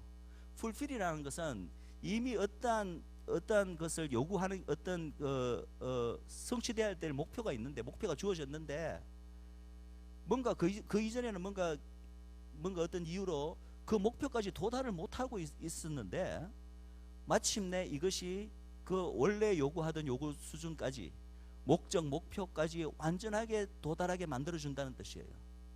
이것이 오리지널 뜻입니다. 즉 무슨 말이냐 하면은, 이것을 제가 만약에 뭐 번역을 한다면은, 율법을 폐하려 온 것이 아니라 완전케 하려 함이라 대신에 영어 그 풀필이라는 뜻 그대로 온전히 성취하려 함이리라. 이렇게 해야 그것의 온전한 번역이라고 봅니다. 사실은 그 탈로스라는 그 아마 헬라어 원어도 같은 뜻이에요. 예. 그래서 주님께서 새 언약을 성취로 이제 이 땅에 오신 분이 예수 그리스도잖아요. 새 언약의 목적이 그건 거예요. 이 구약 시대 때 이 모세를 통해 준 하나님의 거룩한 법의 요구가 있는데, 이 거룩한 법의 요구가 잘못된 게 아니라, 뭐 결함이 있는 게 아니라, 결함은 누구에게 있는 거냐 하면 이스라엘 백성에게 있는 거예요. 죄가 해결 안 돼서 아직. 죄가 그대로 속 사람이 그냥 죄인이야. 이런 사람 보고 이 거룩한 이 율법의 요구까지 성취하려니까 성취가 당연히 안 되는 거죠. 그게 이스라엘 민족의 실패입니다. 그럼 새 언약은 왜 오셨나 하면은, 예수님께서 이 인간의 이 죄된 조건을 통째로 바꿔줘 버리는 거예요. 속 사람 자체를 통째로 바꿔줘 버려 갖고, 마침내 이 사람들이 정말 율법의 궁극적인 요구인 하나님을 마음과 성품을 다하여 사랑하는 순간까지 그렇게 지킬 수 있게, 진정으로 율법과 계명을 지킬 수 있는 그런 존재가 됨으로써 율법이 요구하는 그 수준까지 fulfill, 완전히 성취케 해주기 위해서 예수님께서 새 언약을 가지고, 복음을 가지고 이 땅에 오셨다는 거예요. 그것이 바로 새 언약 복음의 진정한 의미입니다. 또 비슷한 의미로 밑에 어떻게 되어 있냐면은, 로마서 10장 4절 볼까요? 자, 시작. 그리스도는 모든 믿는 자에게 의를 이루기 위하여 율법의 마침이 되느니라. 이 마침이라는 단어도 참 이게 좀 잘못된, 약간은 좀 문제가 있는 번역이라고 봅니다. 마친다는 의미는 그냥 율법이 끝나버렸다, 이제는 우리는 율법과 은혜의 복음을 마치 대조되는 그 어떤 서로 상충되는 의미로 이해해서, 이제는 율법이 끝나버렸고 이제 율법을 아닌 어떤 새로운 어떤 은혜의 복음, 이런 식으로 우리가 복음을 이해하잖아요. 이런 식으로 우리가 새 언약을 이해하잖아요. 그게 아니라는 거예요. 새 언약이 옴으로써 여기서 말하는 마침이라는 이 단어는 원어 헬라어가 탈로스라는 단어입니다. 탈로스에는 물론 termination, 뭐가 끝났다라는 의미도 있어요. 종결되었다. 근데 그런 뜻으로 신약에 쓰인 적은 아주 소수고, 압도적인 다수가 탈로스의 의미는 목적이라는 뜻입니다. 목적, 그리고 목표. 즉 이걸 어떻게 했나, 그리스도는 모든 믿는 자에게 의를 위해서 율법의 최종 목적이 되십니다. 최종 목표가 되십니다. 율법이 끝나버렸다는 터미네이션의 뜻이 아니라, 율법이 지향하는 최고의 어떤 원래 지향했던 그 목적을 이루기 위하여 예수님께서 이 땅에 오셨다는 거예요. 그래서 그분을 믿는 자 안에서, 그분의 십자가 사역을 믿는 자 안에서 우리가 속사람이 완전히 변화됨으로써 율법이 지향하는 최고의 목적을 마침내 우리는 달성할 수 있게 되었다. 이스라엘 백성은 실패했지만 당연히 새 언약이 없기 때문에 실패할 수밖에 없었고, 근원적으로 그건 불가능한 요구였고, 그러나 새 언약이 성취되게 되면, 그리스도를 통하여 새 언약이 성취되게 되면 이 율법이 요구하는 그 최종 목표까지 마침내 우리가 이룩할 수 있게 된다. 이것이 바로 또 로마서 8장 4절의 그 뜻입니다. 이 그리스도의 복음이, 그리스도께서 오신 것은 율법의 요구를 이루게 하려 하십니다. 율법의 요구가 뭡니까? 그냥 행위적으로 잘 지키는 그것이 율법의 요구 아닙니다. 율법의 궁극적인 요구는 바로 하나님을 마음과 뜻과 성품을 다하여 사랑하게 하는 것이 율법이 궁극적으로 요구하는 요구 조건이에요. 그런데 새 언약이 오기 전에 이것이 불가능합니다. 그것을 지키기가. 그러나 새 언약이 옴으로써, 예수 그리스도의 복음이 옴으로써 마침내 변화받은 하나님의 백성들은 새 언약을 통하여 이런 율법의 요구, 원래부터 구약 때부터 주어진 그 요구를 마침내 이제는 만족할 수 있는 존재가 된다는 거죠. 로마서 3장 31절 같이 읽겠습니다. 시작. 그런즉 우리가 믿음으로 말미암아 율법을 폐하느뇨? 그럴 수 없느니라. 도리어 율법을 굳게 세우느니라. 이제는 여러분들 이 말씀이 충분히 이제는 이해가 되실 것입니다. 새 언약이 옴으로써, 복음이 옴으로써 율법이 폐해지는 게 아니라, 율법이 추구하였던 그 원래의 목적이 이제는 우리가 마침내 도달할 수 있게 만들어주기 위하여 복음이 왔다는 거예요. 새 언약이 왔다는 거예요. 이것이 우리가 온전하게 성경적으로 이해하는 새 언약이고 복음입니다. 자, 그렇다면 이제 그래서 우리가 이 새 언약을 우리가 정확하게 이해한다는 말은, 우리가 너무나 늘 이야기하는 이 복음, 그리스도 예수 그리스도의 복음을 정확하게 이해하는 것입니다. 우리는 너무나 이 복음을 구약의 이 율법과 마치 서로 간에 상반되고 배치되고 하나는 끝나고 하나는 새로 시작된 그런 개념으로 우리가 단절적으로 이해하는데 이것은 너무나 잘못된 이해라는 것입니다. 자, 그렇다면 이제 이 새 언약 즉 복음이 우리 열방에게는 이미 성취되었잖아. 이게 참 하나님의 구속사의 아이러니입니다. 그죠? 우리 이 새 언약이 원래는 누구에게 약속되었다고요? 이스라엘 민족에게 약속되었는데 누구에게 먼저 성취가 됐습니까? 물론 소수의 그 유대 예수 믿는 유대인들 제자들도 있었고 사도들도 있었지만 본래 민족된 이 민족에게는 사실 그것을 먼저 이루시기 위해서 예수 그리스도가 오셨는데 초림으로. 그래서 이 약속에 의하면 이 민족 전체가 메시아를 소망하고 기다려왔기 때문에 예수님이 이 새 언약을 가지고 오셨을 때 이 민족에게 온전히 먼저 성취가 돼야 되잖아요. 그런데 실질적으로 이 하나님의 구속사의 아이러니가 소수만 믿고 민족적으로는 거부했잖아요. 예수님을 거부하고 결국 새 언약을 거부한 거잖아요. 그렇게 돼버렸잖아요.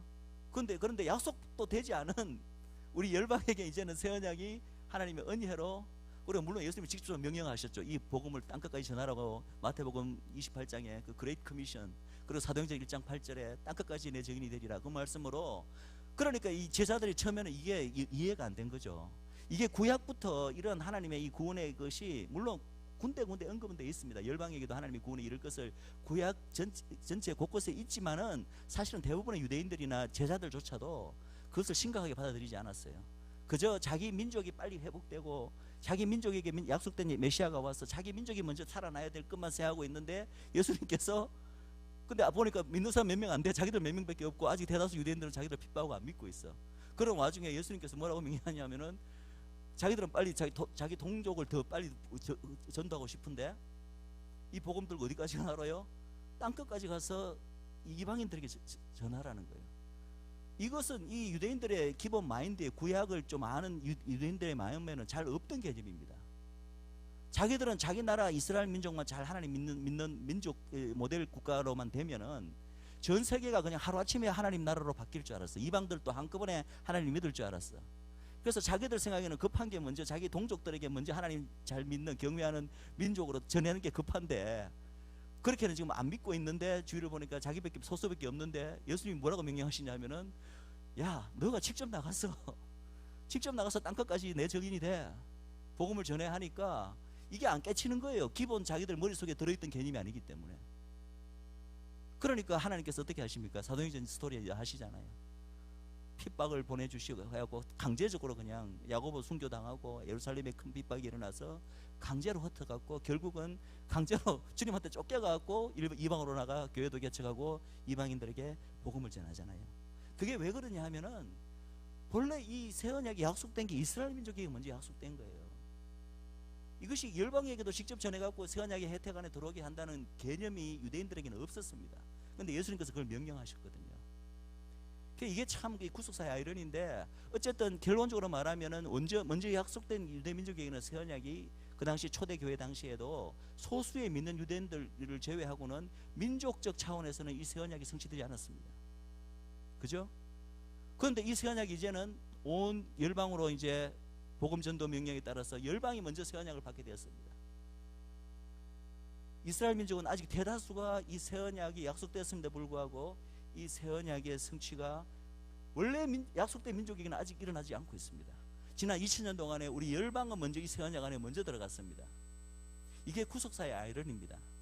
저는 이것을 깨닫고 이해하면서부터 그 말이 조금 어쩌면 예수님께서 먼저 된 자가 나중되고 나중된 자가 먼저 된다는 것이 바로 이런 구속사의 아이러니를 의미하시려고 하신 말씀이 아닌가라고 생각이 듭니다. 먼저 약속받은 이스라엘 민족은 마지막에 때나 이 새 언약이 성취되고 약속받지 않은 우리 이 이방은 하나님의 은혜로 먼저 이 새 언약의 혜택 안에 축복 안에 들어가게 된 것이 실질적으로 구속사적으로 일어난 현실입니다. 자, 그렇다면 우리가 이제 관심을 가져야 되는 것은 이제 이미 2000년간의 이 새 언약이 우리는 이미 열방들은 새 언약의 혜택을 지금 입었잖아요. 그죠? 그 안에 이미 들어갔잖아요. 그럼 이제 남은 거는 구속사 완성되기 전에 결국은 먼저 이 새 언약에 약속된 이스라엘 민족이 이제는 민족적 차원으로 이 새 언약 안에 들어올 일이 아직 이제 남아 있는데 그것을 가리켜 우리가 뭐라고 부르냐 하면은 이스라엘의 구원, 온 이스라엘이 구원을 얻으리라.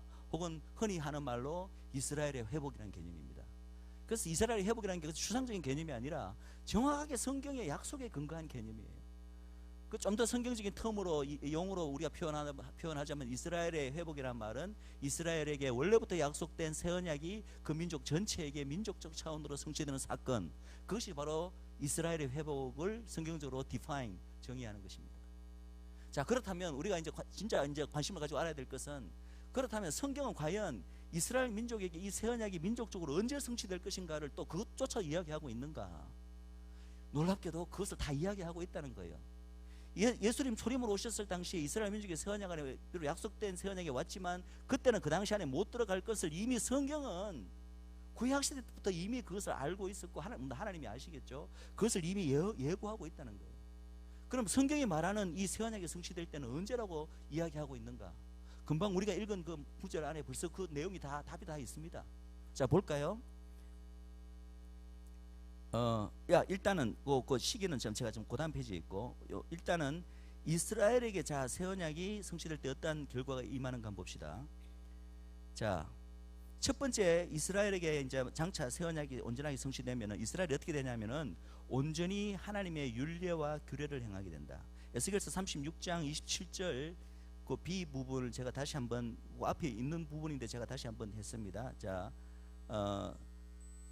에스겔 36장을 보시면은 쭉 읽으시다가 너희들에게 굳은 마음을 제하고 부드러운 마음을 줄 것이며 또 내 신을 너희 속에 두어, 요까지가 이제 새 언약이 그들에게 성취되었을 때 어떠한 변화가 일어나는지에 대한 쭉 나열된 거죠, 그죠?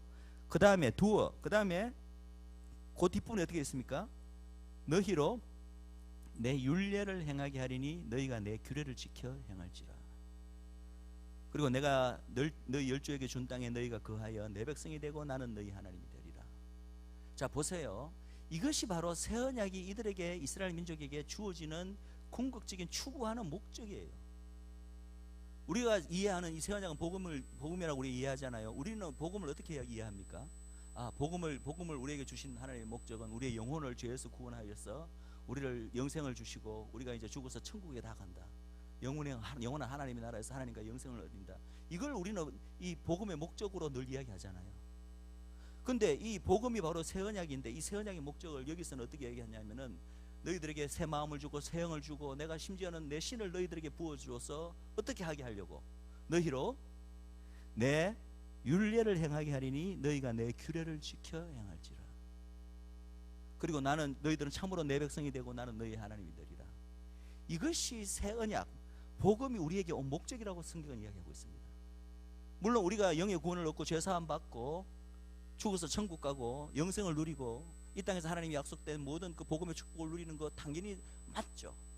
그것이 사실이 아니라는 말이 아니라 당연히 그것도 다 사실인데, 성경이 분명하게 말하는 이 새 언약의 목적은 뭐라고 이야기하냐면은 그것이 목적이 아니라 너희로 나를 경외하여 내 율례를 행하게 하고 내 규례를 지키고 너희가 내 백성이 되고 나는 너희의 하나님이 되리라. 우리가 복음의 혹은 새 언약의 목적이라고 이야기할 때 얼마나 이 부분이 교회에서 강조가 됩니까? 우리는 늘 복음 이야기하면서 영혼 구원, 죄사함 받고 천국 가고 영생을 누리고 이것만 이야기하잖아요.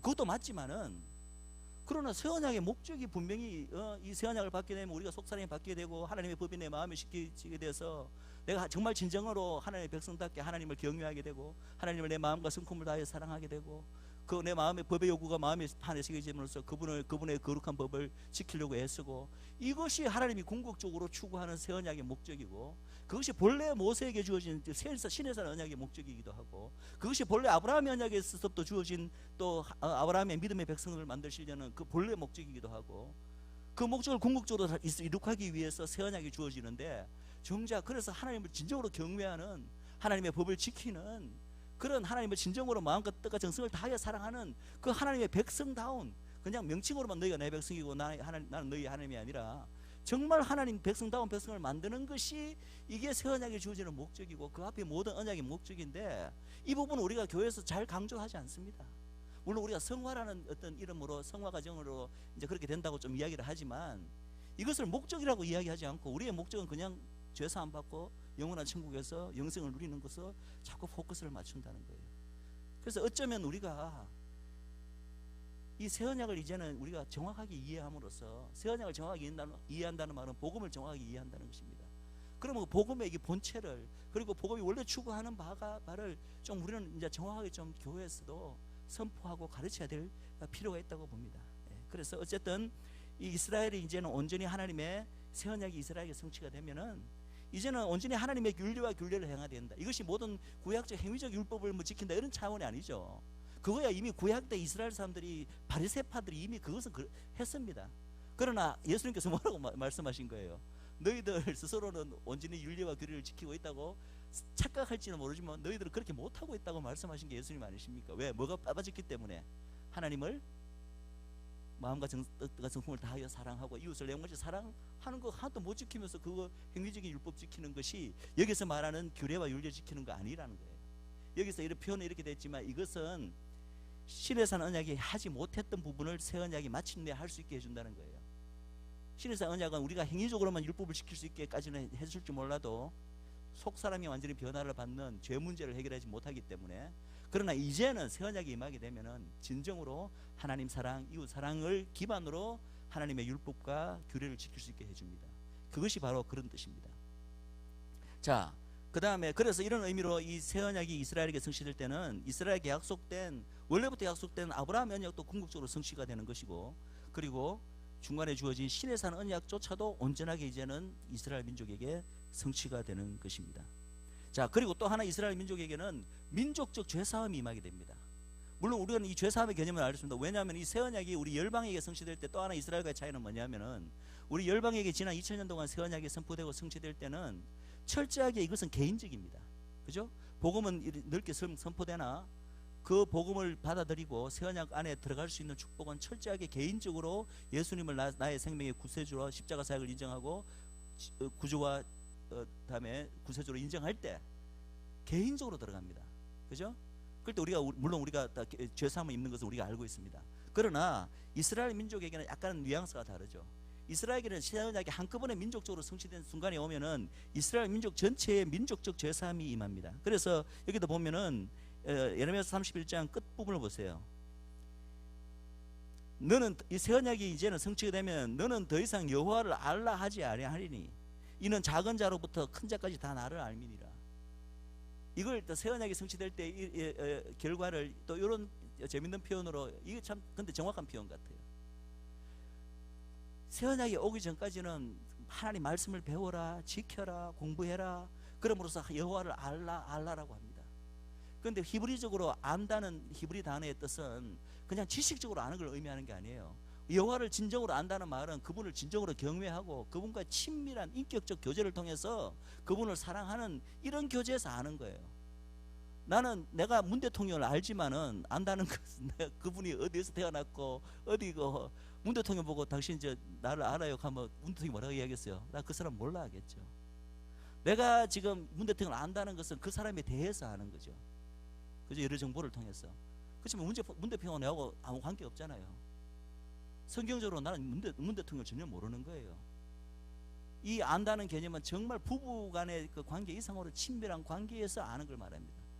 그래서 이제는 새 언약이 성취되기 전까지는 어떻게든지 여호와를 알라라고 권면도 하고 도전도 하지만은 이루어지지 않았는데, 새 언약이 성취되면 어떻게 됩니까? 여호와의 신이 우리 안에 들어오고 내주하게 되시고, 그죠? 우리의 마음판이 바뀌고 되게 되면은 굳이 여호와를 알라 하지 않아도 우리가 속 사람으로부터 여호와를 이미 알고 기뻐하게 된다는 거예요. 이게 참 놀라운 재밌는 표현의 방식이죠. 그리고 그 뒷부분이 어떻게 되어 있습니까? 내가 그들의 죄악을 사하고 다시는 그 죄를 기억지 아니하리라. 여호와의 말이라. 그들, 이거 바로 이스라엘 민족에게 원래 약속된 새 언약이 이 집단 어떤 민족적으로 성취될 때는 이렇게 한꺼번에 민족적 죄사함이 임하게 된다는 것입니다. 이스라엘 민족의 민족적 죄사함에 대한 구절은 이거 외에도 성경에 제가 굉장히 많이 있습니다. 지금 시간이 없어서 제가 다 나누지는 못하지만 이스라엘 민족의 민족적 새 언약의 성취는 종말론적으로 굉장히 짧은 시간에 일어납니다. 어떠한 사건에 의해서. 그 사건도 좀 이따 제가 말씀드릴게요. 어쨌든 그렇게 해서 내가 그들의 죄악을 사하고 다시는 그 죄를 기억지 아니하리라. 또 에스겔서 36장에도 맑은 물로 너에게 뿌려서 너희로 정결케 되고 너희 모든 더러운 곳에서와 모든 우상을 섬기면서 너희를 정결케 할 것이다. 자, 그리고 또 하나 결과는 이스라엘에게 새 마음 새 영이 창조되고 하나님의 신이 부어진다. 이것은 물론 우리 열방에게도 개인적으로 이러한 모든 일들이 일어납니다. 그죠?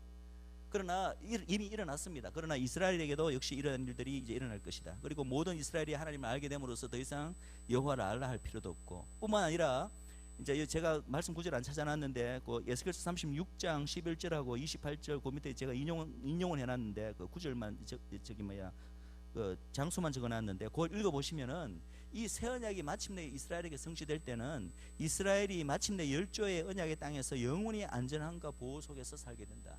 왜냐하면 하나님께서 이스라엘과 이 새 언약을 맺을 때 이 언약을 아까 영영한 언약이라고 말씀하셨잖아요.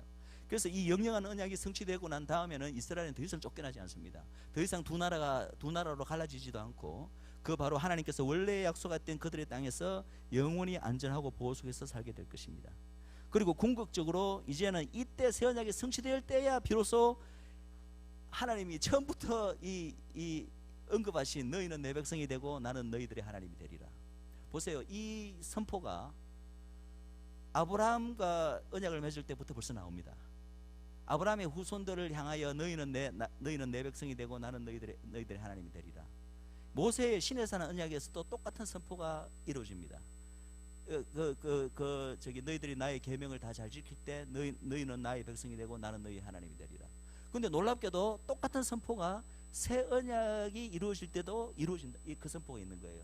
이게 뭐예요? 궁극적으로 모든 언약이 지향하는 최종 끝점, 최종 목표를 지금 나타내는 거예요. 아브라함의 언약에서 그렇게 하겠다고 그렇게 선포가 되었지만 정작 그 아브라함의 후손으로 탄생한 이스라엘은 그런 백성이 되지 못하고 또 그런 백성이 되라고 신의 산 언약을 통해서 요구를 했지만 또 실패한 것입니다. 명목적으로는 그들이 하나님의 백성이고 하나님은 그들의 하나님이라는 명목적인 그 관계는 있었지만 실질적인 이스라엘이 참다운 하나님의 백성들이 되지 못했습니다.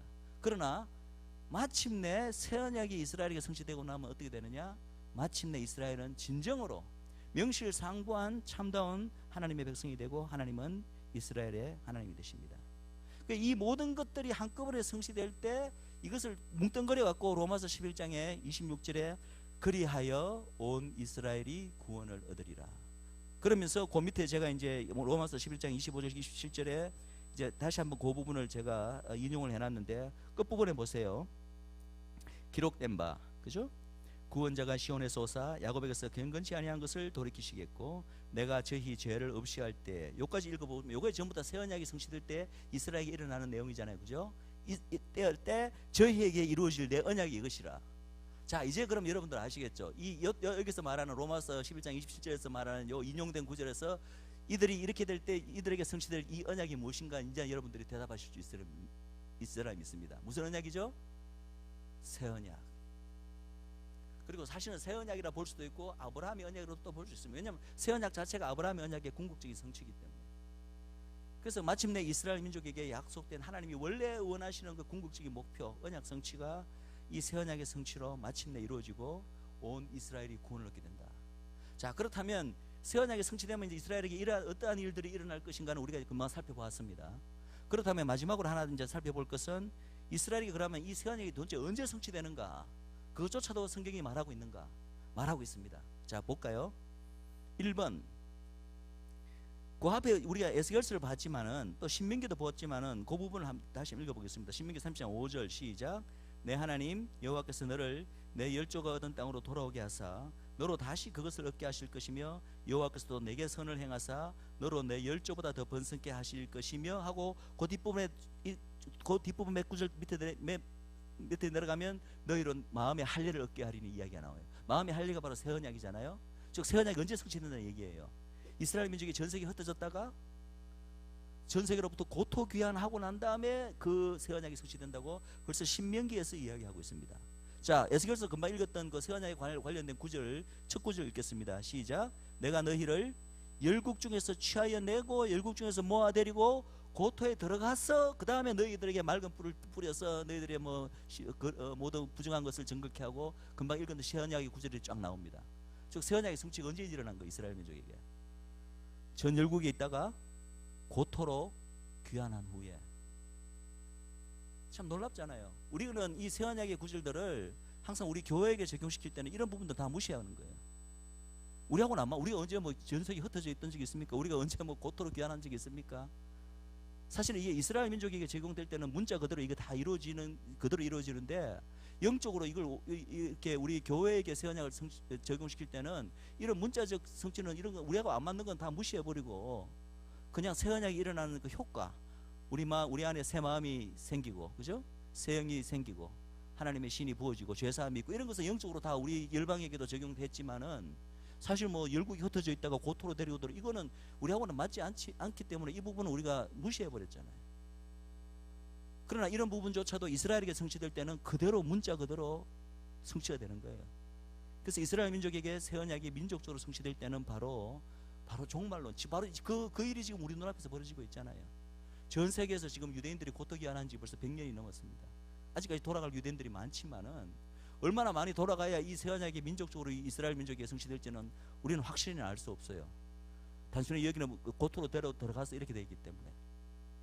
제가 여기서 말씀은 안 하지만 여는 이야기 안 해놨지만 또 하나 바로 이 고토기한 후에 이 새 언약이 성취된다는 것이 바로 에스겔서 37장에 나오는 마른 뼈의 환상에도 그렇게 되어 있습니다. 마른 뼈의 환상이 어떻게 되냐면은 그 골짜기에 마른 뼈가 가득한 게 바로 이스라엘 민족이라고 했잖아요.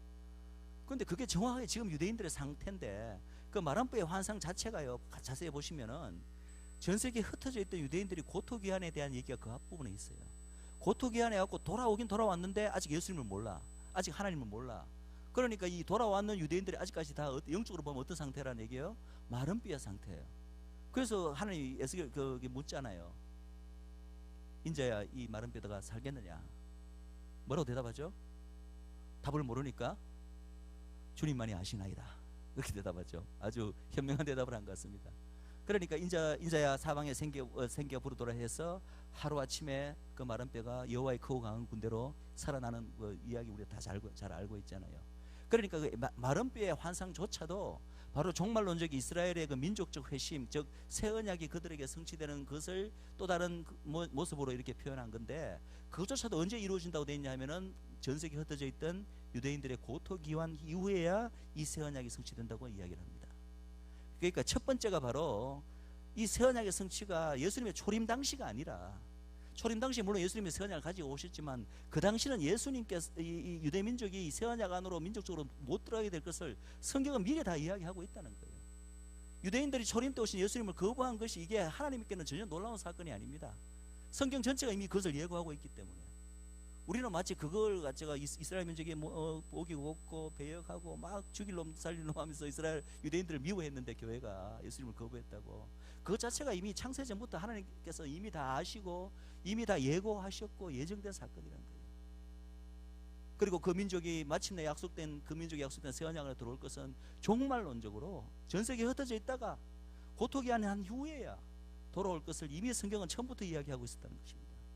자, 그리고 또 하나 조건이 뭐냐 하면은 이 이스라엘 민족의 이 민족적 회심이 일어날 때가 바로 금방 어제 우리가 공부한 로마서 11장에 이방인의 충만함이 찬 이후에, 고토기한도 하나의 조건이 되지만 이방인의 충만함이 찬 후에 그리하여 온 이스라엘이 구원을 얻으리라. 왜냐하면 그들이 부분적으로 완악해졌던 이 눈을 가리고 영적으로 눈이 어두웠던 예수님을 몰라보는 이것이 확 풀리게 되는 거예요. 그래서 영적으로 눈을 뜨고 돌아오게 되는 것은 이방인의 충만함이 임하노다. 이제 이방인의 충만함이라는 이 표현 자체도 사실은 이 플레노라라는 헬러 그건데 뜻 자체가 해석에 여러 가지 몇 가지 논란이 있습니다. 우리나라 말에는 이방인의 충만한 수라고 번역을 해서 수적 개념으로 번역을 했어요. 그래서 마치 이방인의 전체 구원을 받을 사람의 수가 미리 정해져 있고 하나님 안에서 그 수가 미리 이방의 충만한 수가 다 이제 구원받아야 그때 이제 이스라엘이 돌아온다라고 해석을 하는데, 또 그 플레노라는 뜻 자체는 꼭 수적 개념으로만 그 번역이 되는 게 아니라 또 다른 개념이 있습니다. 어떤 개념이냐면은 충만함이란 말은 말 그대로 충만함이에요. 지금 교회가 얼마나 어렵습니까? 교회가 얼마나 많이 좀 타락해 있고 교회 때문에 많이 지금 기도도 하고 우리가 우려하는 목적이 많이 있잖아요.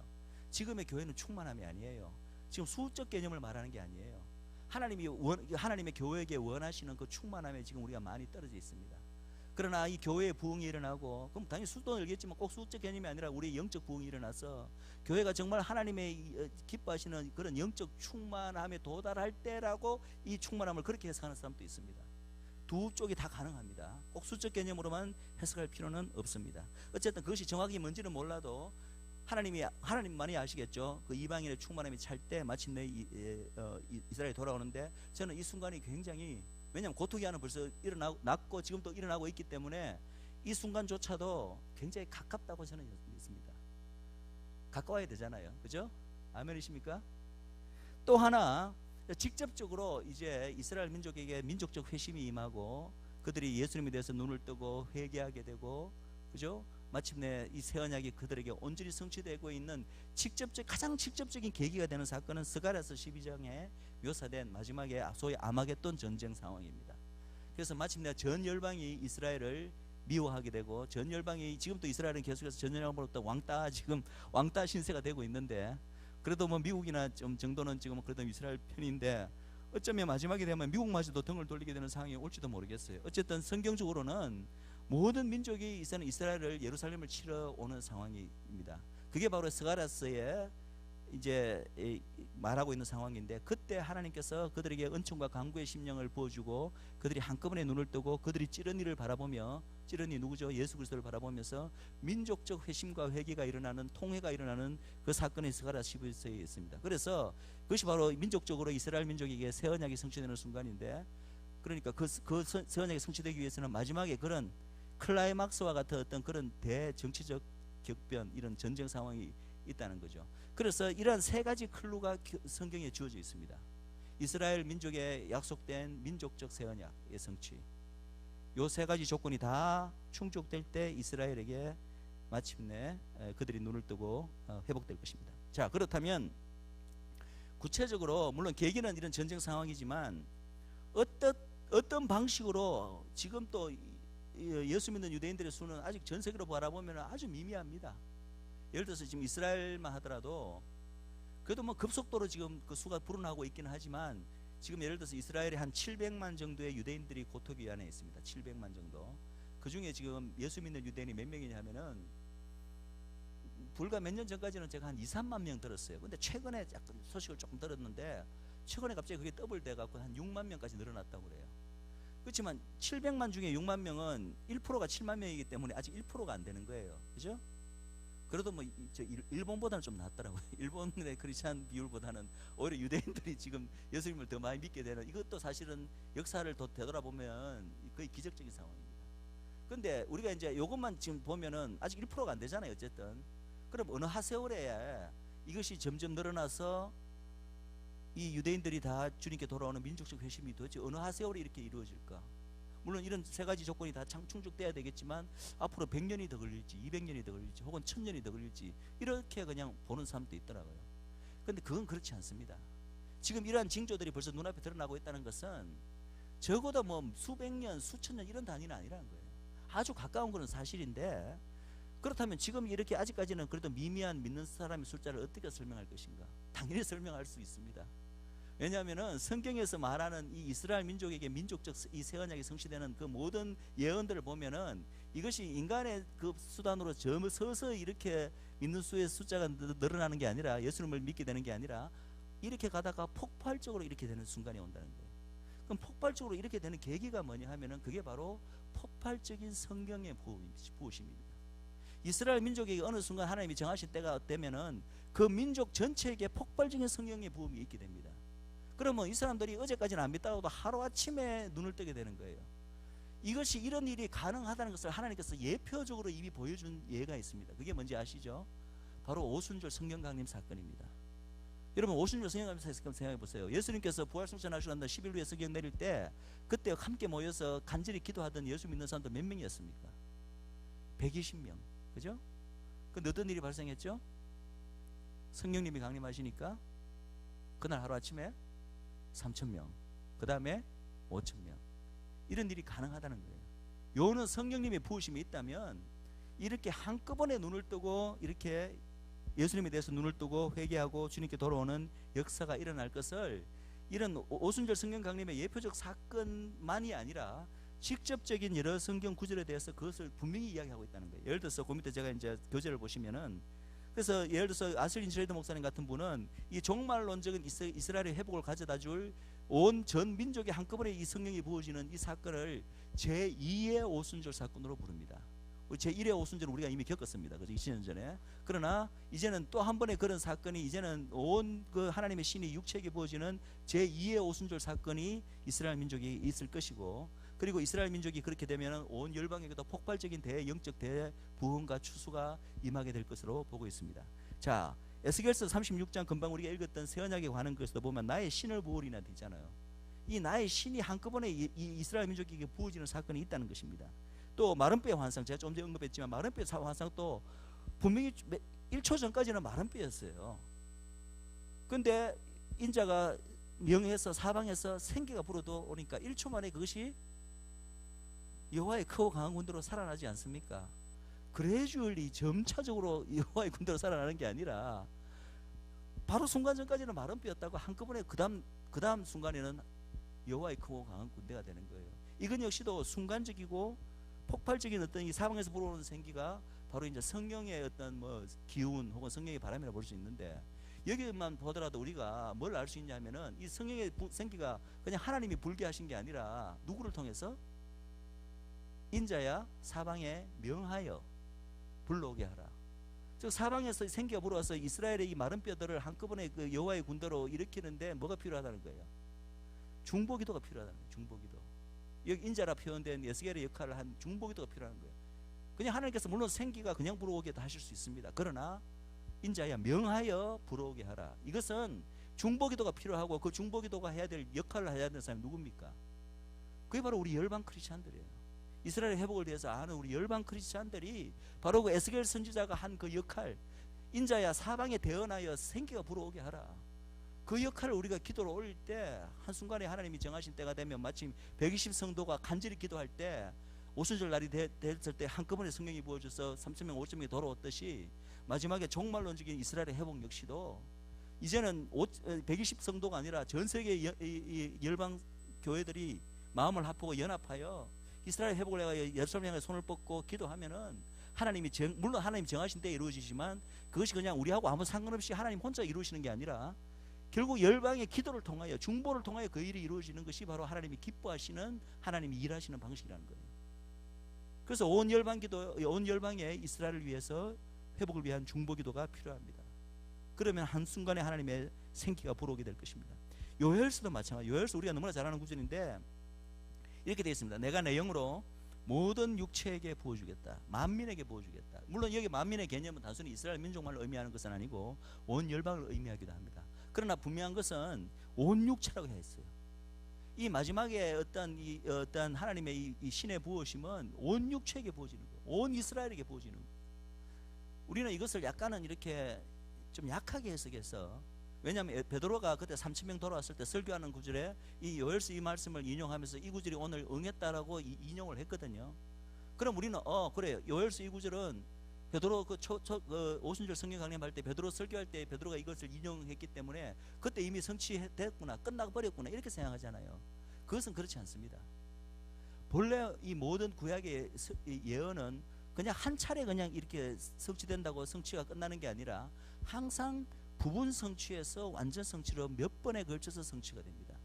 물론 베드로도 인용했듯이 그 당시 오순절 성경 강림 사건 때 요엘서 이 말씀이 응한 건 사실이에요. 그러나 실제로 이 요엘서의 말씀을 자세히 보시고 오순절 성경 강림 때 어떤 일이 실제로 일어났는가를 자세히 비교해 보시면은 이것이 문자 그대로의 성취는 되지 않았다는 걸 여러분들이 아시게 될 것입니다. 그 요엘서의 말씀에 보면 일단 모든 육체라고 되는데 모든 육체에 신이 내렸습니까? 그 당시 물론 3,000명 5,000명의 신이 내렸지만은 그 당시 예루살렘에 모인 유대인들의 수는 밀리언 100만 명이 넘었습니다. 당연히 온 육체도 아니었고, 그리고 요 말씀 그 다음에 어떤 말씀입니까? 청년들은 환상을 보고 젊은이들은 꿈을 꾸고, 환상을 보고 어린아이들은 예언을 하고 노인들은 꿈을 꾸고, 해가 핏빛같이 바뀔 것이고 달이 총단같이 검어질 것이고, 이게 다 요엘서의 이 한 묶음의 예언이에요. 베드로도 그걸 인용을 했지만 그 당시 사도행전 일어났을 때 그런 일이 있었습니까? 청년들이 환상을 봤다는 얘기가 있고 노인들이 꿈을 꿨다는 얘기가 있고 어린아이들이 예언을 말했다는 이야기가 있습니까? 하늘이 해가 핏빛같이 붉어졌고 달이 총단같이 검어졌다는 일이 있습니까? 사도행전에 그런 이야기 없습니다. 그냥 방언 터진 얘기는 우리가 알고 있습니다. 즉 뭐냐 하면은 이런 신이 한꺼번에 부어지는 이 요엘서의 예언은 궁극적으로 요엘서 앞뒤를 여러분들이 나중에 보시면은 종말론적인 예언입니다. 종말론적인 예언인데 이제 상징 영적으로 바라보면 예수님의 초림부터 이미 종말이 시작됐기 때문에 이 종말론적인 예언의 문자 그대로의 성취는 그 당시 일어나지 않았지만 이것의 핵심적인 요소가 이미 일어났기 때문에 베드로는 이것의 성취가 오늘 응했다라고 그것을 말씀한 거예요. 그래서 어떤 엄밀하게 말하면은 이 요엘서의 성취는 초대교회 그 오순절 성경관이 사건 때 응하기는 응했지만 성취됐긴 성취됐지만 그것은 부분적인 성취입니다. 본래 이 요엘서의 예언은 마지막 예수님 재림 때 여호와의 크고 두려운 날 종말론적에 대한 예언입니다. 그러면은 이것에 대한 온전한 문자 그대로의 성취가 마지막에 한 번 더 남아 있는 거예요. 그것은 바로 이스라엘의 온 민족이 돌아오는 것과 관련이 있습니다. 그래서 실제로 이 예언이 마지막에 이스라엘 민족에게 성취될 때는 실제로 문자 그대로 그 모든 말한 이들이 그대로 일어날 것입니다. 진짜 젊은이들은 환상을 보고 어린아이들은 예언을 말하고 노인들은 꿈을 꾸고 해가 정말 핏빛같이 바뀌고 변하고 달이 총닭같이 검어지는 이 해가 핏빛같이 바뀌고 달이 총닭같이 검어지는 이 일이요 계시록에도 나옵니다. 성경에 몇 군데 그런 이야기 나와요. 그거 우리가 아직 목도하지 못했습니다. 그런데 그 일이 마지막에 있게 될 거라는 것입니다. 그래서 요엘서도 사실은 비록 그 초대교회 때도 이미 언급은 이미 응했다고 인용은 했을지언정 이스라엘의 종말론적인 이 폭발적인 성령님이 모든 육체에게 부어지는 사건이 실제로 이스라엘 민족에게 있다는 것입니다. 그리고 우리 알다시피 스가랴서 12장 아까 말한 은총과 강구의 심령이 그들에게 부어질 때 그때는 어땠냐 하면 전 열방이 예루살렘을 치러 모였을 때입니다.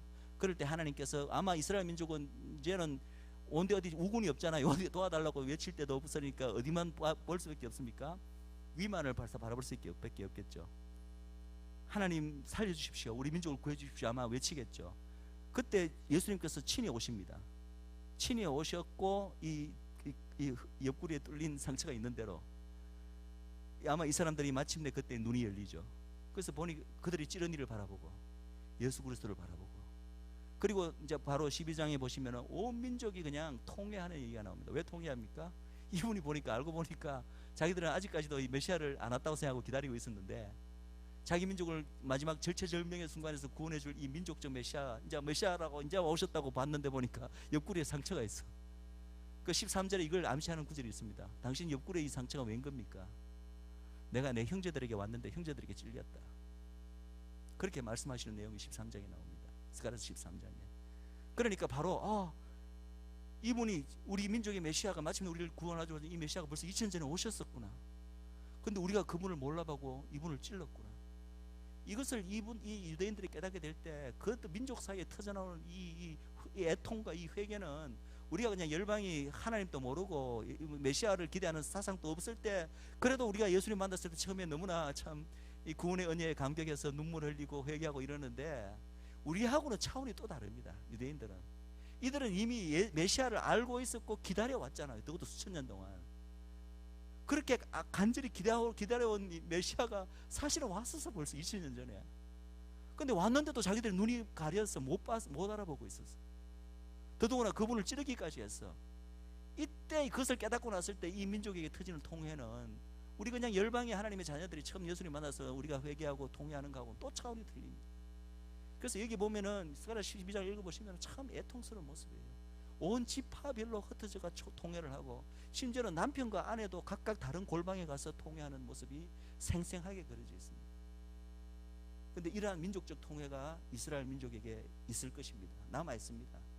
그날이 바로 그 민족의 구원의 날이고 그날이 바로 그 민족에게 약속된 새 언약이 마침내 민족적으로 온전히 그 민족에게 성취되는 날입니다. 그래서 그날이 바로 이스라엘의 민족적 영적 대각성과 민족적 회심과 회개가 일어나는 날이다. 결론을 맺겠습니다. 우리 결론을 같이 한 목소리로 한번 읽고 마치도록 하겠습니다. 결론. 자, 교재해 보십시오. 자, 시작. 새 언약은 유다와 에브라임 자손, 즉 이스라엘에게 1차적으로 주어진 하나님의 약속이자 예언이다. 새 언약은 이스라엘에게 궁극적으로 아브라함의 언약을 성취하기 위해서 주어진 것이다. 물론 이 시내산 언약도 궁극적인 성취가 됩니다. 세 번, 이스라엘이 시내산 언약을 파했음에도 불구하고 궁극적으로 새 언약에 의해 민족적으로 회복되어야 하는 성경적 근거는 첫 번째, 하나님의 잃어버린 장자 이스라엘에 대한 영원하신 긍휼과 자비와 은혜로우심과, 두 번째, 아브라함의 언약을 끝까지 지키시는 하나님의 신실하심 때문이다. 사도행전의 오순절 성령 강림과 열방교회의 탄생은 새 언약이 이스라엘에게 민족적으로 성취되기 앞서서 열방에게 먼저 영적으로 성취된 사건이다. 그 사건은 이스라엘 민족에 대해서는 새 언약의 부분적인 성취였을 따릅니다. 자, 성경의 많은 마지막 때 예언들은 새 언약이 장차 이스라엘에게 민족적 차원에서 문자적으로 성취될 것, 즉 이스라엘의 민족적 회복을 분명히 말하고 있다. 그래서 우리가 늘 말하는 이 복음이란 것, 이것이 사실은 구약에서 이미 말하던 새 언약이고, 이 새 언약이 먼저 약속된 것은 이스라엘 민족에게 먼저 약속되었으나 구속사의 아이러니는 아니고 하나님은 미리 다 아시고 계획하신 거지만, 이 열방이 먼저 새 언약 안으로 들어오고 마침내 이 새 언약이 이스라엘에게 성취되는 것은 주님이 다시 오실 때나 이제 되게 돼 있다는 것이 이미 성경 전체에 다 이 예언을 통하여 다 분명히 말하고 있다는 거예요. 우리가 단지 그동안 그것을 보지 못하였을 따름이지. 자, 새 언약의 강의는 이것으로 마치고, 목사님 저는 그냥 강의를 여기서 마쳐야 될 것 같습니다. 도저히 이거 7가지 이유를 제가 못하게 될 것 같습니다. 제가 그러면 요점만 그러니까 제목만 말씀드리고 끝낼 수는 있습니다. 한 5분 쉬고 제가 30분만 전할까요? 그러면은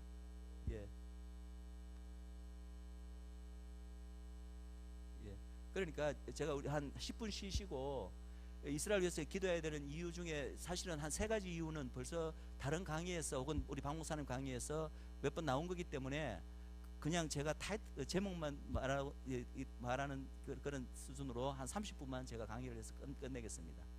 그럼 되겠죠? 우리 10분간 쉬겠습니다.